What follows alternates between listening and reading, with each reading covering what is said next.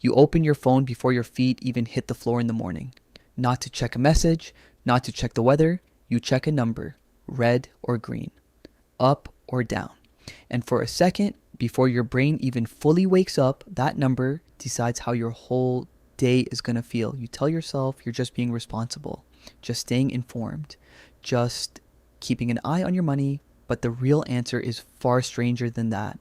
And once you see it clearly, you're never going to check that number the same way again. Here's what's actually happening. Your brain was not built for this. It was built for something else entirely, something much older, and it is applying those old rules to a situation they were never designed for. That mismatch is quietly costing you money. Not a little, a lot. And almost nobody explains why.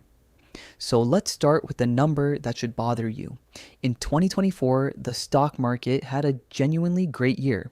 The S&P 500 returned about 25%. A number like that should have made every single person invested in it rich, or at least a lot richer. But according to Dalbar, a research firm that has tracked real investor behavior since 1985, the average investor that same year earned only about 16.5%. Same market, same year, nearly 9 percentage points left on the table. Why? And this isn't a one-year story either. Look back 20 years and the same firm's research shows the average equity investor earning around 9.2% a year, while the market itself returned closer to 10.3% over that same stretch. A 1% gap sounds small. It sounds like nothing. Here's why it isn't. Take $100,000, grow it at the market's 10.3% for 20 years, and you end up with roughly $712,000. Grow the same 100,000 at the average investor's 9.2% instead, and you end up with about 580,000.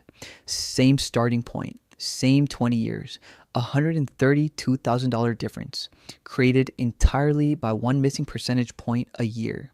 Not because their investments were different, not because they picked worse funds. Dalbar's research points to one consistent cause, repeated year after year, decade after decade. Investors buy when things feel good and sell when things feel scary. That's it. That's the whole mechanism.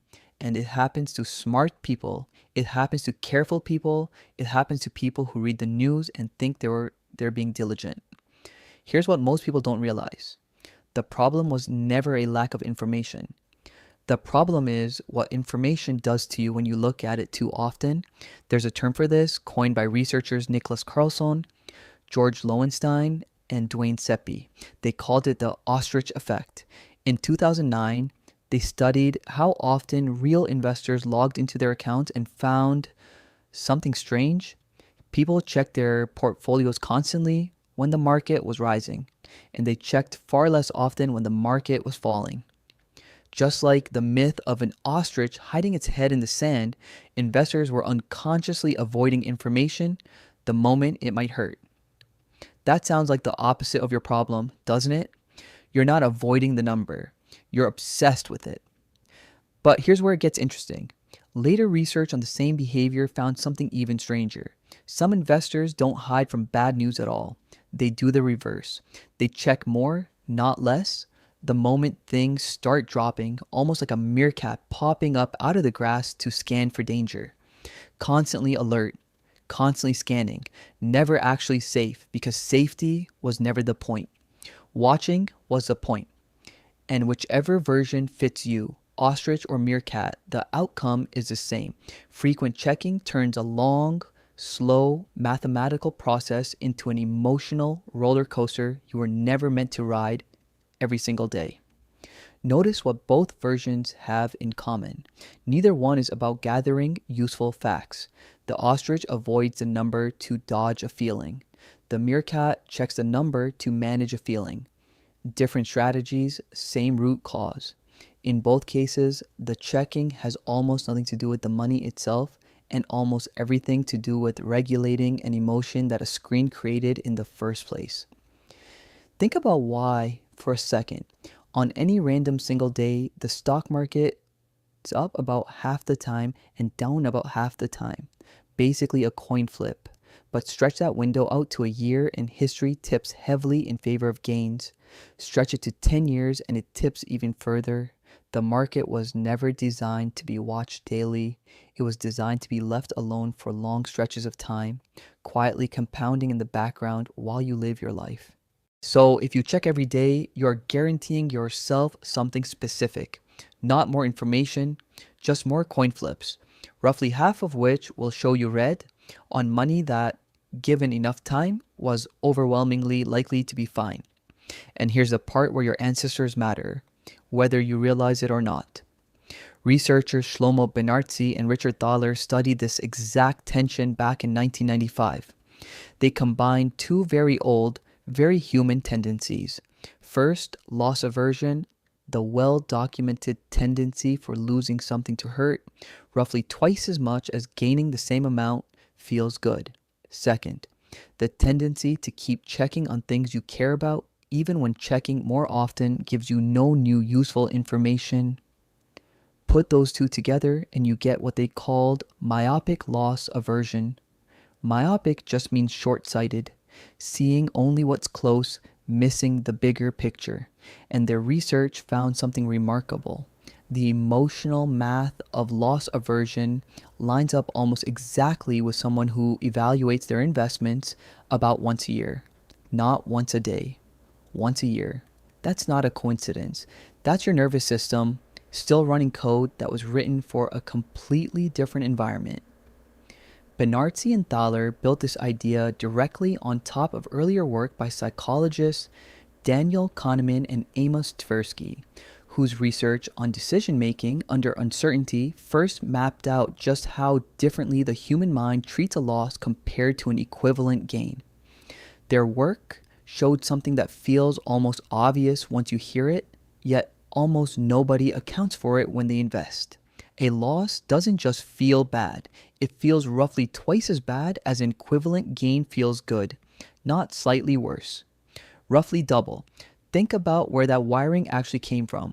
For nearly all of human history, resources were physical, immediate, and visible. Food in front of you, danger nearby. A threat you could see, hear, or smell right now in this moment. The part of your brain that scanned for danger and reacts to loss developed in that world. A world where checking constantly, staying alert, watching for change, actually kept you alive. That system was never built to process a number on a screen that reflects the combined guesses of millions of strangers, updating every few seconds about companies you'll never meet the founders of. Your brain doesn't know the difference between a real, immediate threat and a red number that means nothing about your life today. It reacts to both the same way. A spike of stress, a pull toward action. Do something. Fix it now. But there's nothing to fix, not really. Not on a day-to-day basis. Consider a smoke detector for a second.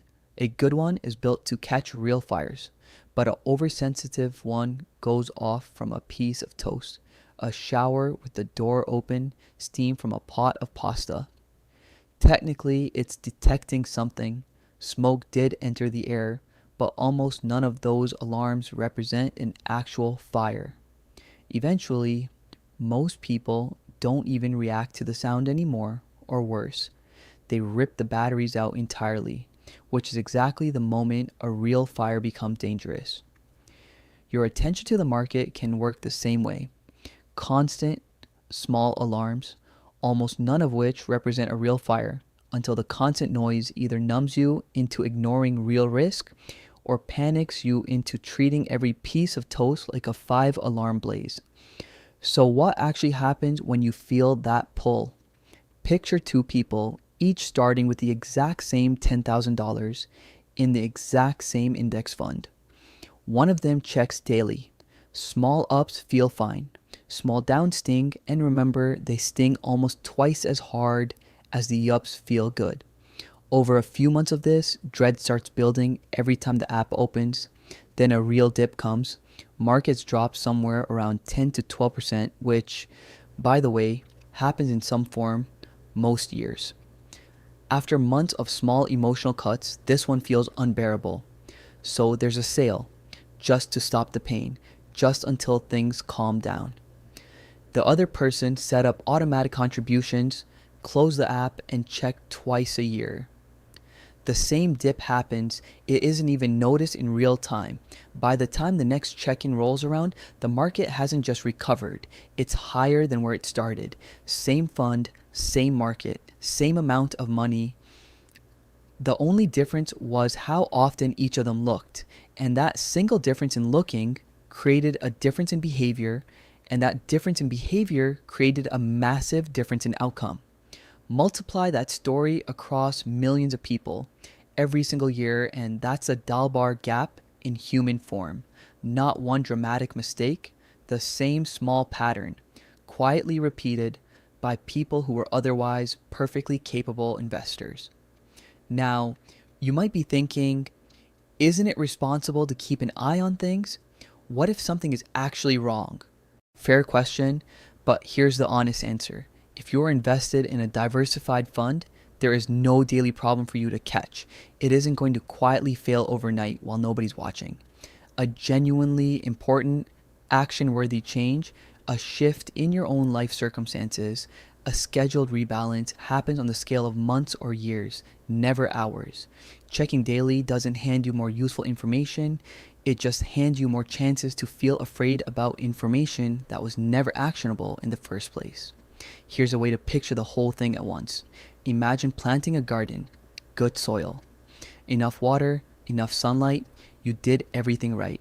Now imagine going outside every single hour to dig up the roots and check whether it's growing yet. Nobody would do that. Not because the roots aren't real, they are. That part's true.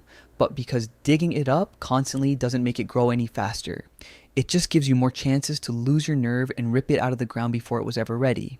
Checking your portfolio every day is digging up the roots. The money is growing whether you watch it or not. Watching it more doesn't speed anything up. It only gives that old, ancient, danger scanning part of your brain more openings to talk you out of the one thing that was actually working. And this is where the twist really lands. The instinct that once kept your ancestors alive, that constant vigilance, that refusal to look away from anything that might be a threat, is the exact same instinct quietly draining value out of your future every single time you open that app out of anxiety instead of habit. It isn't a flaw in you personally. It's a mismatch between an ancient survival system and a modern financial one. What your brain is doing exactly what it was built to do. It's just applying it to the wrong kind of danger. Think about how strange this actually is when you say it plainly. A system built to notice a rustle in the grass, a shadow moving where it shouldn't, a change in another person's tone of voice, is the same system firing when a number on a screen turns from black to red. There was no rustle, no shadow, no real danger anywhere nearby. Just pixels rearranged, representing the guesses of millions of strangers about companies you will likely never visit.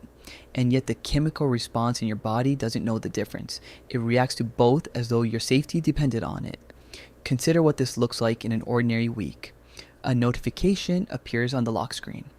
A quick glance turns into an open app. A green day feels like a small hit of relief, almost like a tiny reward for having looked. A red day feels like a small punishment, almost like a warning to look again sooner next time, just in case. Neither reaction changes anything about the underlying investment. Neither reaction is required for the money to keep compounding in the background, but each one trains the same loop a little deeper. Look, feel something, look again. That loop, repeated for months or years, is where the Dalbar gap actually comes from. Not one bad decision, thousands of tiny ones, each barely noticeable on its own. So here's the mirror. Think about the last time a red number ruined your afternoon. Not because anything in your actual life changed, not because you lost your job, or your rent went up, or anything real happened at all. Just because a screen told you a number was smaller than it was yesterday. That reaction wasn't weakness. It was thousands of years of wiring, firing exactly on schedule over a threat that was never really there. The people who build real, lasting wealth over decades are rarely the ones who found some secret insight the rest of the world missed. Overwhelmingly, They're the ones who were simply willing to stop watching, to let automatic contributions do the quiet work in the background, to check in on a fixed schedule instead of an anxious one, to let the plant grow instead of digging it up to check. So tonight, when you go to check that number one more time before bed, notice what you're actually doing. You're not gathering new information. You're feeding a system built for a world that no longer exists, one that mistakes a falling number for a falling sky. None of this means ignoring your money entirely or pretending investing requires no attention at all. It means giving your attention a schedule instead of letting an ancient alarm system set it for you. A quarterly check-in or even twice a year gives you every piece of information you actually need to manage real decisions without inviting the daily noise that turns a calm, compounding process into a stressful one. The goal was never to stop caring about your future. The goal is to stop letting a part of your brain built for a different century manage a decision that was only ever meant to unfold slowly. You opened your phone this morning to check a number before your feet even hit the floor. Next time, before you do, ask yourself what you're really checking for, because the real answer was never the market at all. It was you, still running on instincts built for a world that disappeared a very long time ago.